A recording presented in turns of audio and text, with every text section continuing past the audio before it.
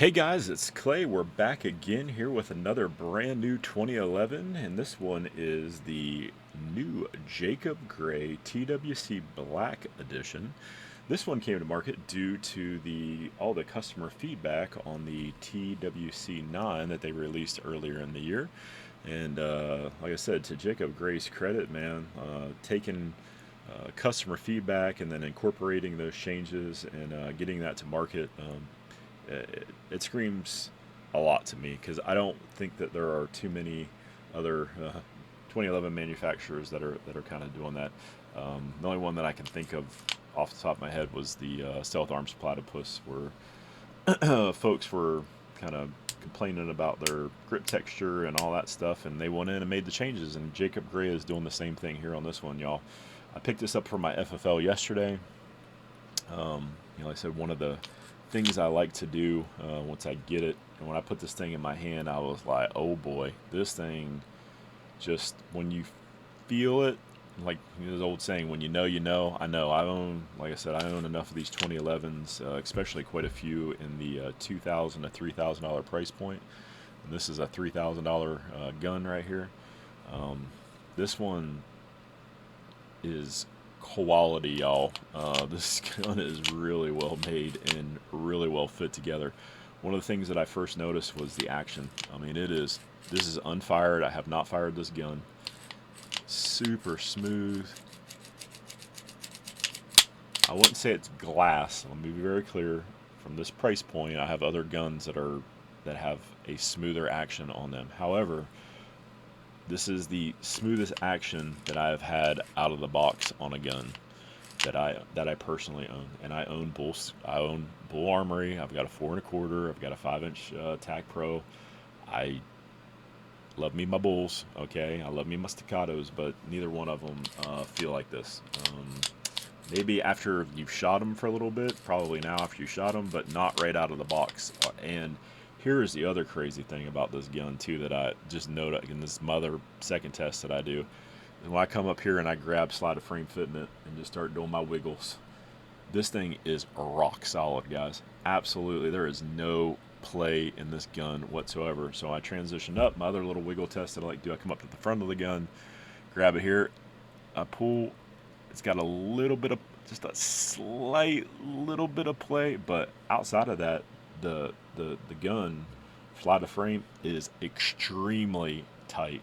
And like I said, is got to shoot it, and sometimes, when you shoot these and they wear in, the coating comes off the rails and the tolerances loosen up. So I'm fully tracking all that, but right out of the box, like this dude, there is no play in this thing at all.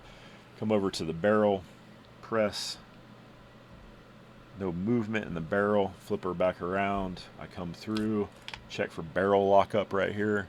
Kind of see, I do not like that loaded chamber indicator. I'm not a fan. It's got them on my Prodigies. Don't like those, but yeah. But as far as fitment goes, right here, I mean, this gun is extremely tight, really well made.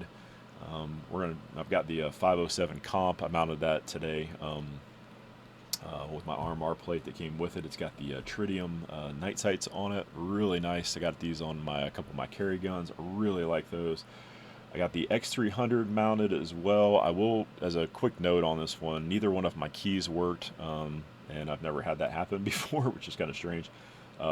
So what I did was I just took the key out, and then, this is the screw, the B model for the X300 Ultra. I just screwed it on, and it's tight. It's not coming off. So and I just rock this, guys, for holster compatibility, so I don't have to keep buying new holsters every time I get a new gun. But then just the overall aesthetics of this gun, I think this gun is drop dead sexy. I know there's some people who don't like the front scallop right here. To each their own. I'm a dust cover guy. I like the full dust cover, which this has got the full dust cover on it. So big ups on that one. We kind of come over here to the thumb safeties. They're very well fit, tight, tactile. You switch over to the ambi side of the house, check fitment over here. Sometimes these can get a little wobbly and loose. They're not. This is very well fit on this side as well.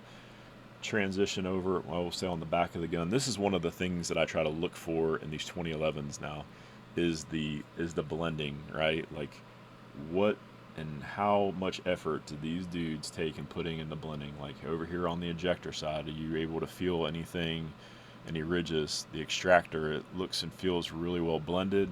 Come over here back to the grip safety.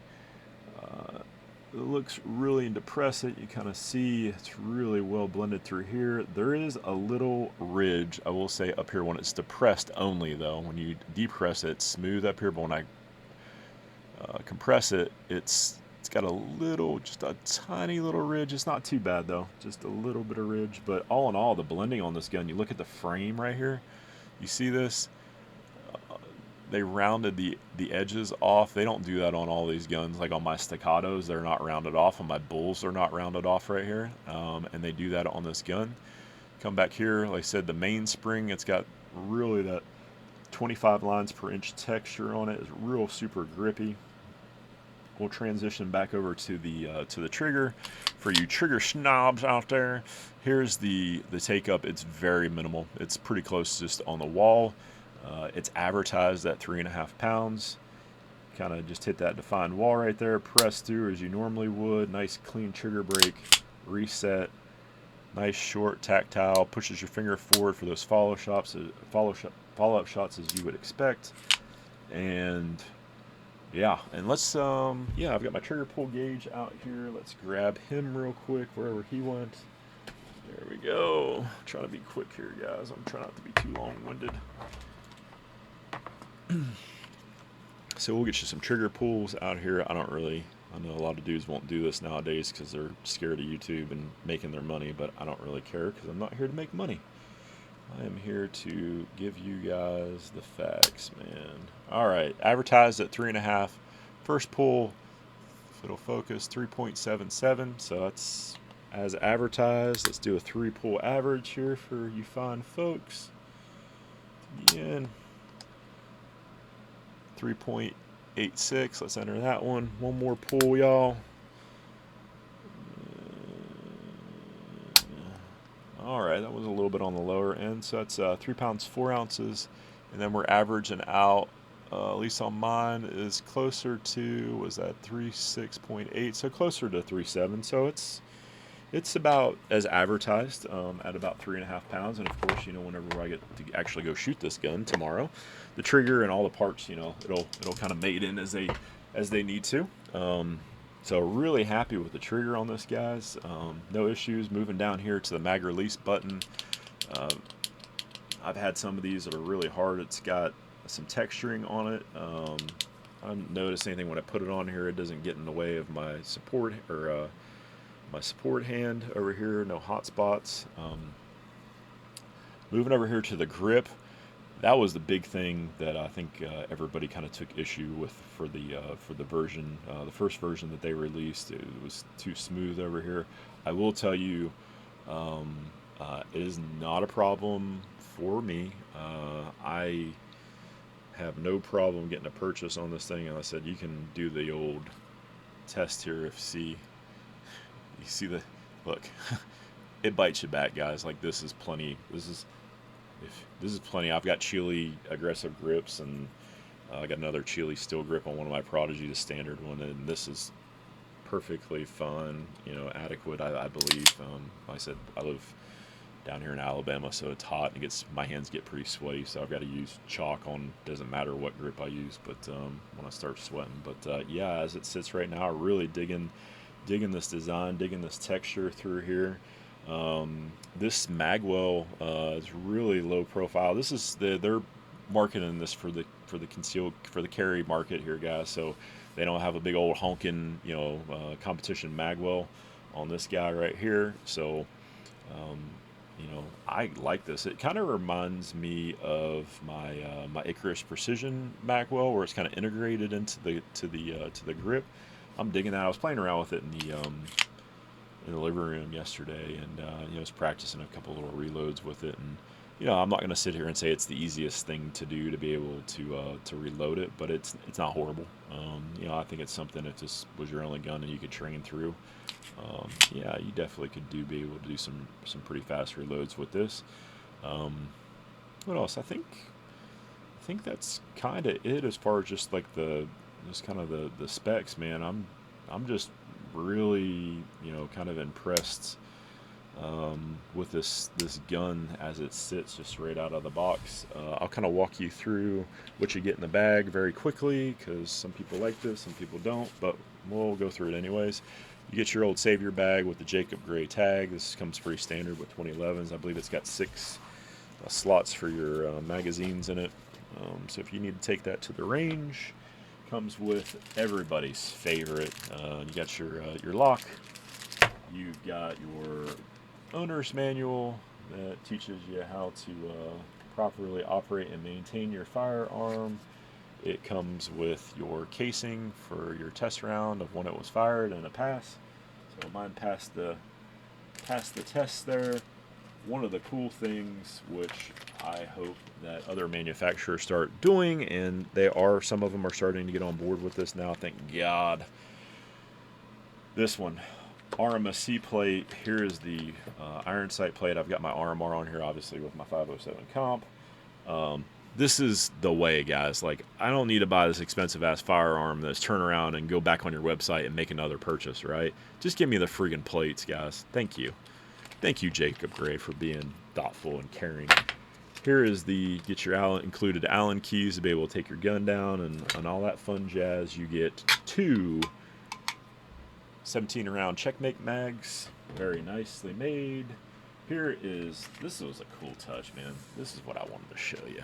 I really, really dig this one, because there is nothing worse than putting your freaking Optic on and trying to figure out which freaking screws you need, because they give you like 1,000 of them. Here you go. Jacob Gray solved all your problems right here with just this little card. Over here you get the fastener. It tells you what size it is. That corresponds with the footprint that you need. And then here is your brand and model over here. And then what you do is you take the fastener size, and then you take your hardware bag, and then you match it. You do a little matchy match, and it takes all the guesswork out of it for us, for slow people like me. So I really appreciated that, man. It was just a very nice touch. And to kind of like next steps, wrapping this kind of walkthrough up here, so I don't get too long-winded with you guys. I've got 900 rounds that I'm going to go ahead and shoot through this gun tomorrow. I'm going to take it out. I got my own home range here. I've got it finally set back up after somebody vandalized it. So I had to do some security measures. Took me a little bit of time, and then went on vacation and work, and family, this normal stuff gets in the way. But I'm all back up and running, operational. I've got a ton of videos that I want to do and share with you. I just got this one in yesterday. I'm new gun. I'm super excited. And I just, like I said, guys, I don't want to. I do not want to hype or overhype. I guess that's the best way to put it, these guns. Like I want to be more strategic in the guns that I buy and purchase, and then I want to be, I want to be fair and objective to Jacob Gray and their company, and give them positive. That's the key word here. Positive, constructive feedback, right? Because they listen, guys. I mean, they listened on the first one. They swung, they missed a little bit on a few of the areas, but I think that I guarantee you that the fit and finish on that first one, knowing what I know here now, was on par, was on point. They just needed to button a few things up, and it looks like they've done that here. I have, once again, off foot stomp, I have not fired this gun, so I own, I don't even know how many I've got now, 15, 17, somewhere in there. I own a lot of these guys, and I own a lot of them in this price point right here. I've graduated up some of the tiers, so I know what quality is supposed to look like, and I'm getting some of the features that are on this $3,000 gun that I've got on some of my $5,000 guns.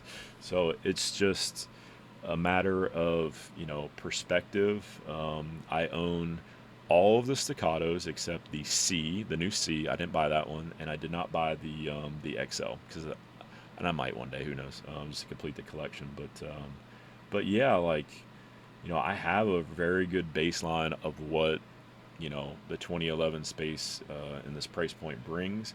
I also own Bull Armory. I've got the previous year's 4.25 TAC Pro.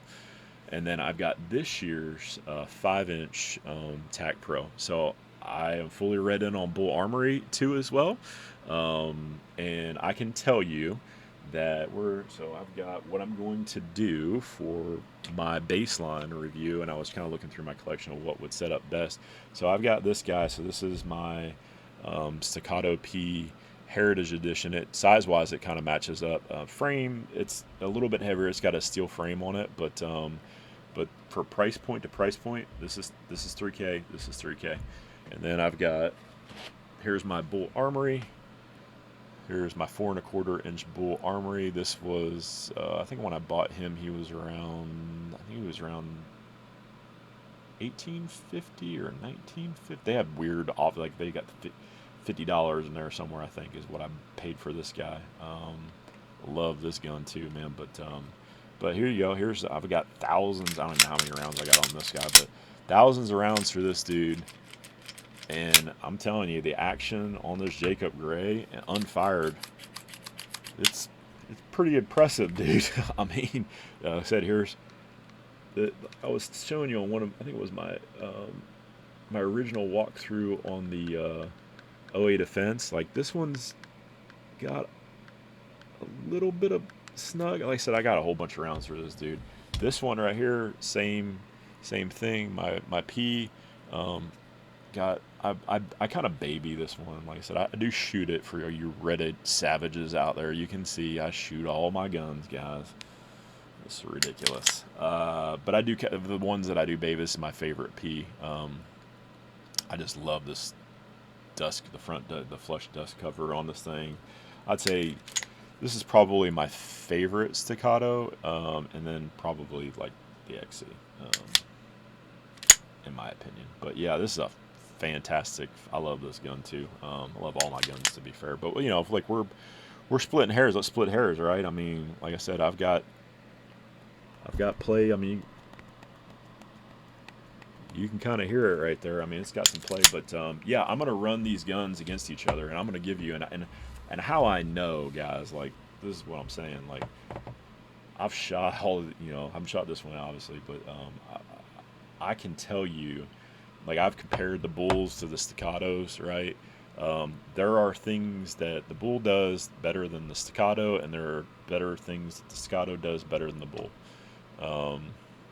And that's just a fact. And I assume that it's going to be the case here. There's going to be some things that this guy does better than both of these guns. I can already tell you. Like, the grip already on this gun, I love this grip. And like I said, your mileage may vary just because, I got my hands, I've got double XL pushing 3XL. I mean, I got some massive meat paws, guys. Like, this grip feels good in my hands. Not to say that these are bad or nothing, but they're polymer grips, and and they've got probably a little bit bitier texture, but all in all, like, I did the feel of this gun feels of a higher quality in the hand and the experience than these two brands right here, man. And that's just kind of how I see it right now. But you've got to shoot this thing. It's all about shooting guns, right? It's not always about collecting them. And we are going to get this guy out to the range. I'm going to throw 1,500 rounds through it. That's what I do for my reviews. I feel like the first 1,000 is just kind of getting the gun broken in, and then the next 500 really kind of vets, in my mind, kind of vets that reliability piece that everybody wants to know about. And then we're going to do that, and we're going to bring her back here like I always do. I'm going to bust this gun open. I'm going to pull out I'm going to pull out all the parts. I'm going to pull out the sear, the hammer, the disconnector, all that stuff. I'm going to take this gun apart. I don't care about making money off this stuff, guys. What I'm here to do is to share. I'm in a fortunate position where I have, this is my hobby, where I have some disposable income to go out and purchase these firearms, and I know that you can't just walk into your local gun store and these are readily available. I know that, at least not here in where I live. So you have to rely on solid reviews for these 2011s now, because there are dudes that are pushing stuff that should not be pushing stuff that aren't of high quality. And I think that's the reason why it's like anybody can recommend a Glock, because they know it's going to run. And I think everybody can recommend a Staccato because they know it's proven at this point of for its reliability. I won't go into the debate on whether or not cops or whatever, you know, folks of that nature should carry it for like really serious use. As far as, you know, drop tests and all that stuff, like that's for another debate. But yeah, like I own, you know, I haven't had any issues out of really any of my staccatos or my bulls for all that matter. Like my bulls have been fantastic guns to shoot too. And my expectation is for this new Jacob Gray, and all the reviews that I watch, like everybody says like these guns are fun to shoot. And I'm really excited to get out to the range tomorrow and throw some lead, man, and shoot some steel, and share that with you. So anyways, I know I've gotten a little long-winded here, guys, but we'll wrap this up. Thank you so much. I really do appreciate you guys watching my content. Give me some, you know, positive feedback of how I can do better. Getting a little bit better, trying to get better at this editing thing. It's a little bit harder than what it looks like, but anyways, be on the lookout for this review. It'll probably be in the next, you know, 2 weeks or so, out on my channel, and I'll post it out on Reddit for all you savages to beat me up on. But anyways, guys, we'll catch you on the next one, and cheers, y'all.